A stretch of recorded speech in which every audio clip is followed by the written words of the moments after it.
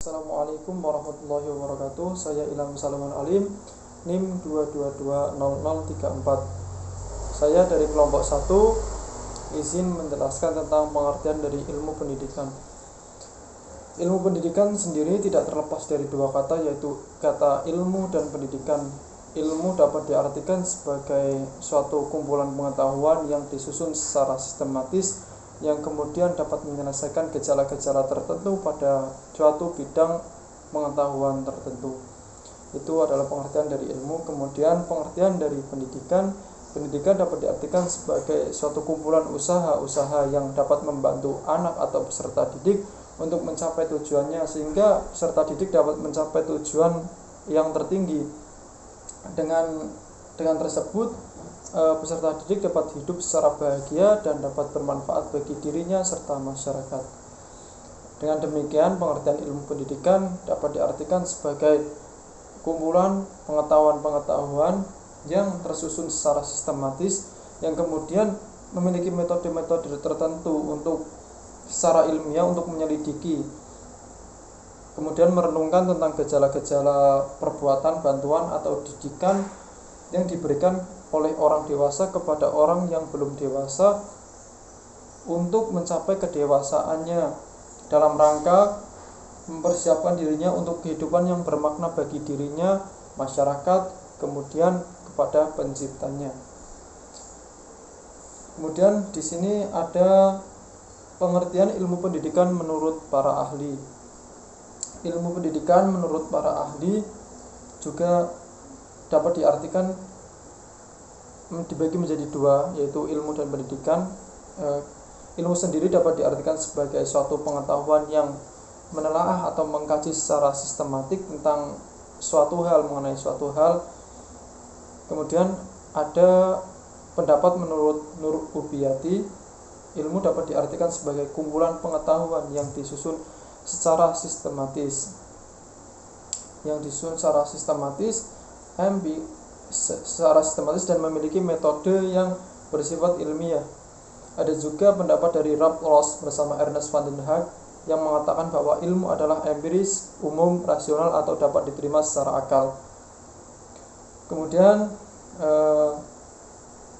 ada pendapat menurut Profesor Dr. Andes Harsoyo yang juga berpendapat bahwasanya ilmu merupakan akumulasi dari pengetahuan yang disistemasikan. Assalamualaikum warahmatullahi wabarakatuh. Perkenalkan, nama saya Ulumatun Na'mah dengan NIM 2220047. Di sini saya akan menjelaskan pentingnya ilmu pendidikan dan pendidikan. Ada dua aspek yang menyebabkan pendidikan itu sangatlah penting. Yang pertama dari segi anak. Anak adalah makhluk yang sedang bertumbuh dan berkembang. Maka dari itu, pendidikan sangatlah penting bagi anak. Karena sejak lahir anak tidak mengerti apapun. Makanya saat masa pertumbuhan dan perkembangan, anak itu perlu mendapatkan pendidikan. Yang kedua dari segi orang tua. Orang tua adalah guru pertama bagi anak-anaknya. Maka dari itu pendidikan sangatlah penting dimiliki oleh seluruh orang tua.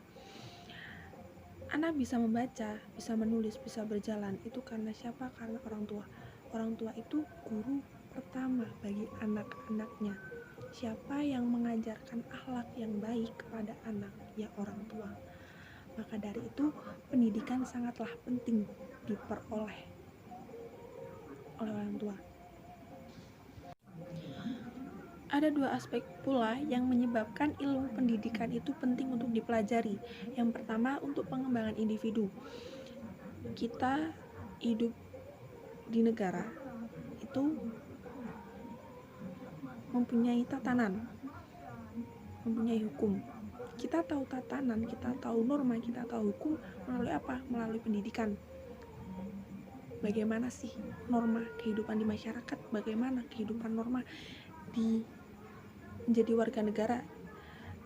Kita tahu itu semua lewat pendidikan. Maka dari itu ilmu pendidikan itu penting untuk dipelajari. Aspek yang kedua yaitu untuk pendidik itu sendiri.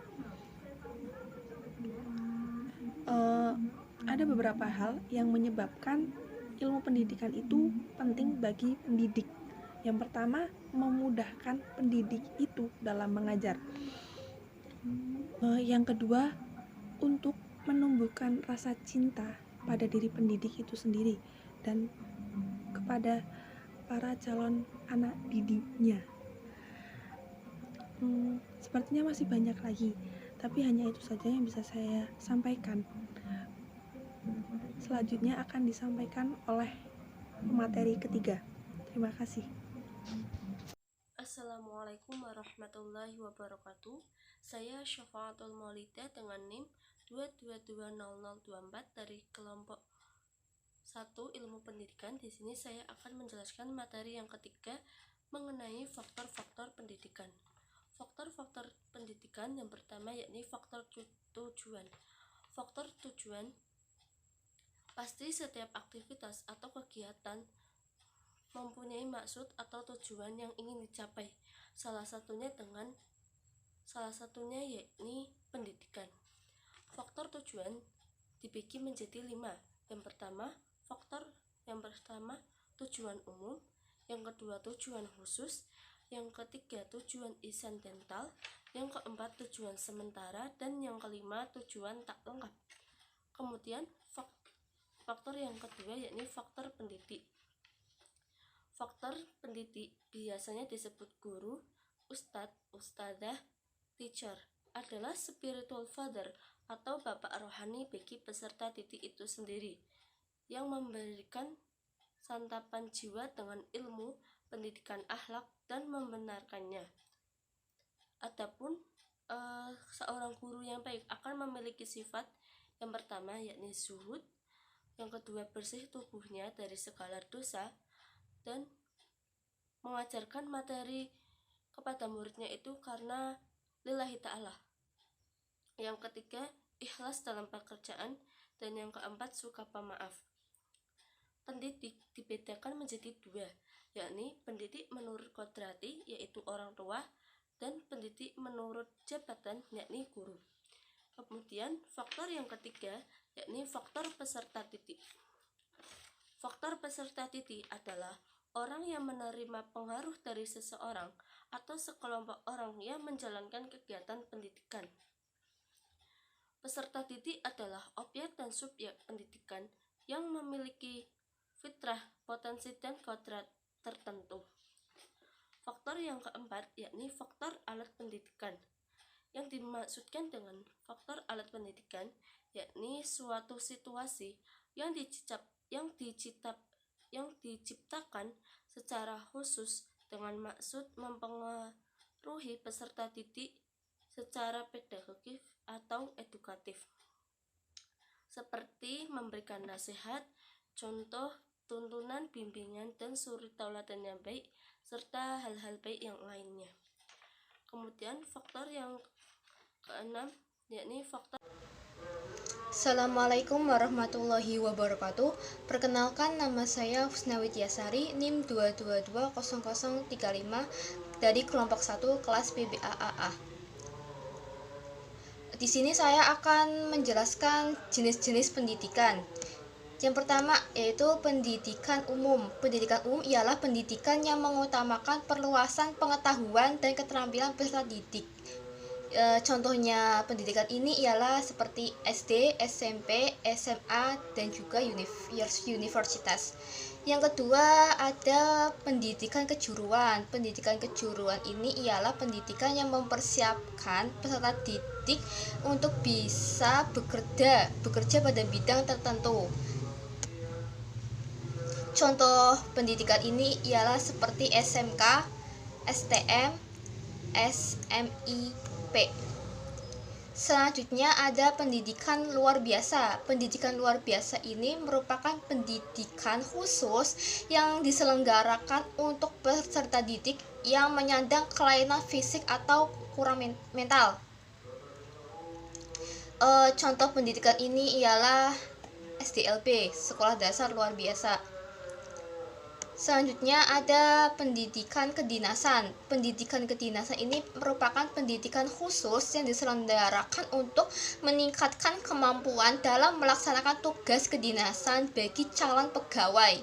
Contohnya itu seperti SPK, Sekolah Perawat Kesehatan, dan juga APDN, Akademik Pemerintah Dalam Negeri.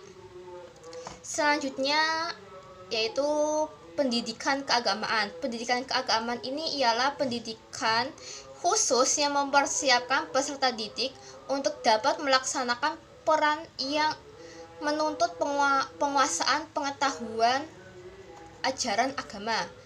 Contoh pendidikannya ini seperti PGAN, Pendidikan Guru Agama Negeri, dan juga IAIN, Institut Agama Islam Negeri.